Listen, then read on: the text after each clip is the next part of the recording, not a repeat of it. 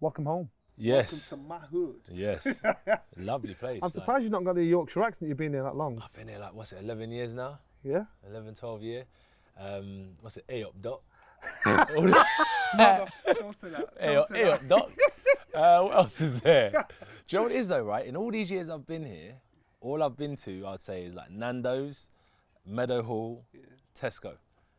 Sheffield is like probably the casino. Yeah, but Sheffield's like a big village. Everybody knows everybody. When you're out, I know. Yeah. You see what I mean? So that's when I go out and Naz says, oh, look, everyone knows you're out. Everyone says they used to see you at Nando's, but no one sees you anymore. I just think that the pressure, you know, the pressure's gone up.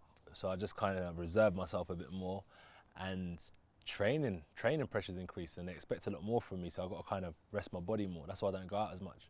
Did you miss Rob at the first part of this training camp? Yeah, definitely. Yeah, it made a massive difference. Yeah, definitely. Having him, Rob he's a gaffer, isn't he? Do you know what I mean? Having the gaffer there and not there is like, you feel the presence. But in a way, right, it worked out well because we've got a good team, and I always look at like old school training where, like, let's say Freddie Roach had Manny Pacquiao's assistant trainers with him, Teddy Atlas, Kevin Rooney, Customato. Certain athletes tend to move to different trainers, but what we done, we kept it all in house, and we was able to still perform and train even when one person's away. We're still able to construct a good training camp. What was nice was, like on a Saturday morning down in Winkerbank, I'll train the kids, and the youth team from the Institute of Sport came down, just went on a walk and just walked in the gym, and they were working on, which was nice. They were working on just speaking, just working on that. Not just about being fighters in the gym. They were going on a walk with the coaches. They came in the gym. They looked at the history of the gym, and then we just spoke. And they were asking about the system that Brendan had in the gym there.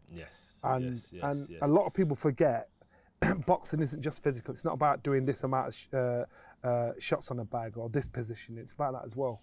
And so say you've got a fight coming up, and you're used to running. Normally you've got your earphones on, it makes it run easier, so when you're tired you can just run that extra mile.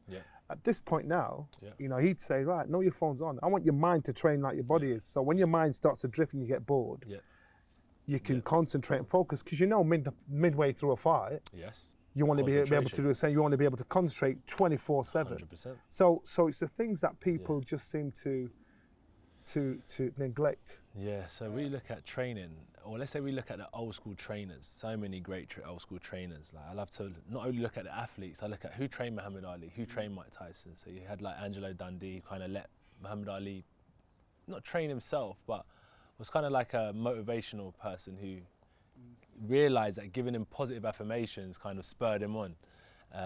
Let him be like, I'm the greatest. That's like, you know, and then you have like Customato, who was like a psychologist to a degree. So you look at different systems and what works for different athletes. So, you know, what you're saying, like with the Ingles system, I love that, because you know, you walk into the Ingles gym and you know you're going to be part of a system, and if you buy into that system, you're probably going to tick your name down as a championship. That's the hardest bit, buying into it, because you've got to believe it. So me and you are different. So what makes you tick is completely different to what makes me tick. Even though there's one system, a coach has to say, I'm training these guys with one system, but I also have to understand individually what makes Johnny tick and what makes AJ tick.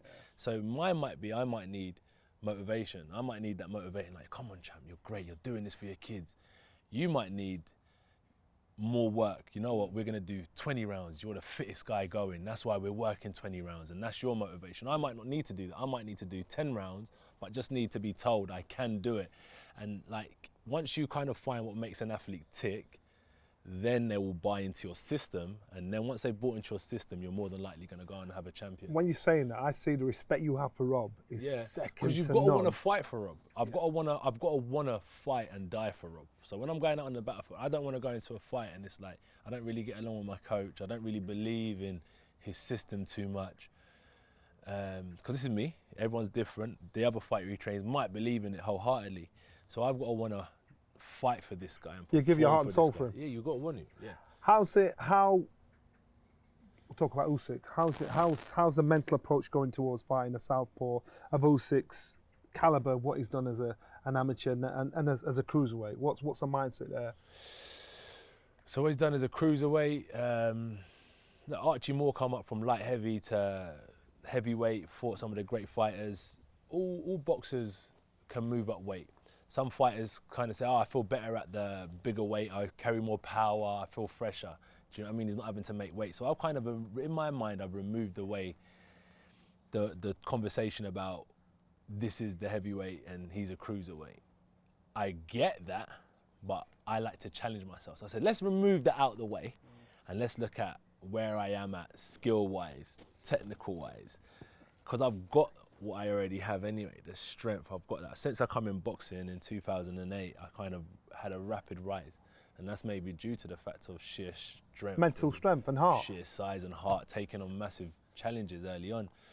Now, with that being said, with Usyk, it's another great champion, great fighter, and I don't really fold under pressure. No, not at all. This is fun. This is deep practice. So when I get into the ring, September 25th, this is time to practice everything I know. So I'm rather experienced now, and you have to go through a lot of trials and tribulations. And I said it yesterday on my Snapchat. I just said, like, you know, I asked God for strength, and He gave me battles. And, like, you know, when I pray for strength, I want to fight the Usyks. I want to fight the champions, because that's where you find out how strong you really are.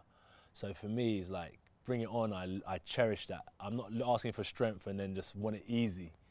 So basically, you've got to be careful what you wish for. If you ask for wisdom, to get wisdom, you've got to go have experiences. That's how you get wisdom. You've got to go through certain experiences to have wisdom. And experiences aren't always in your favor. You've got to go through turbulent times. And if I want strength, wisdom, courage, and be a champion, I've got to fight the better fighters out there.